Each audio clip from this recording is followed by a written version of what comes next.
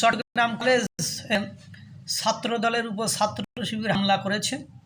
আপনারা জানেন যে চট্টগ্রাম হলো শিবিরের আতুরখানা। সেখানে শিবির একচ্ছত্র মানে ক্ষমতা ভোগ করে, দখল করে বা একচ্ছত্র ক্ষমতা সেখানে দেখায়।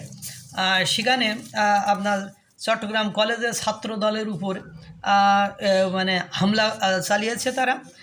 4 জন আহত হয়েছে। এখন কথাটা আমরা নিউজ থেকে যেটা দেখেছি বা পেয়েছি সেটা বলছি।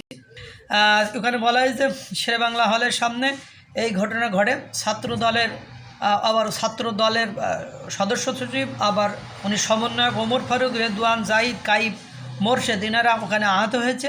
এ বিষয়ে চট্টগ্রাম ছাত্রদলের সদস্য সচিব এবং বৈষম্য বিরোধী ছাত্র সমন্বয়ক ওমর ফারুক বলেছেন, চট্টগ্রাম কলেজে আজ ক্রীড়া প্রতিযোগিতা ছিল। আমন্ত্রণ পেয়ে আমরা গিয়েছিলাম। শেরেবাংলা হলের সামনে যাওয়ার পরে শিবির নেতা কর্মীরা আশঙ্কা মানে এসে আমাদের উপরে হামলা করে।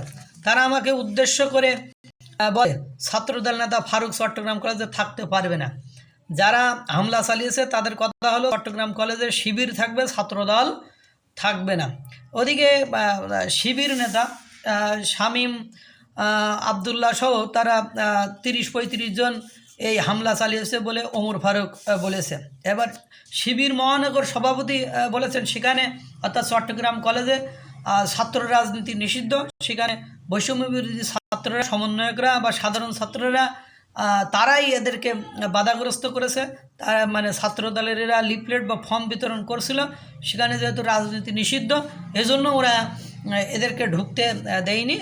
এক পর্যায়ে তারা বাধাগ্রস্ত হয়ে একে অপরের সাথে বৈষম্য বিরোধীরা বা সমন্বয়করা এরাই আক্রমণ করেছে বা এরাই তাদেরকে আহত করেছে। সেখানে শিবিরের তো সেখানে কমিটিই নেই। অথচ এ বলছে শামীম আবদুল্লাহ সহ এক্স্যাক্টলি নাম ধরে বলছে। এখন ঘটনা হলো, ছাত্র রাজনীতি যদি নিষিদ্ধই হয় তো বৈষম্য বিরোধীরা তো রাজনৈতিক দল করতে যাচ্ছে, তার ওরা ক্যাম্পাসে কিথা করে থাকে, ওরা ক্যাম্পাসে কিভাবে থাকে। এ হলো অবস্থা। এখন দ্বিচারিতা, ভণ্ডামি ছাড়া আর কিছু নাই। চাণক্য একটা কথা বলেছিলেন যে রাজনীতিতে নীতি বলে কোনো কিছু নেই। এখানে সব মানে দুর্নীতি, অনিয়ম, অত্যাচার, চাঁদাবাজি, দখলবাজি, এটাই হলো রাজনীতি। সে যে দলই করুক। আল্লাহ তাআলা সকলকে ভালো রাখুক, সুস্থ রাখুক।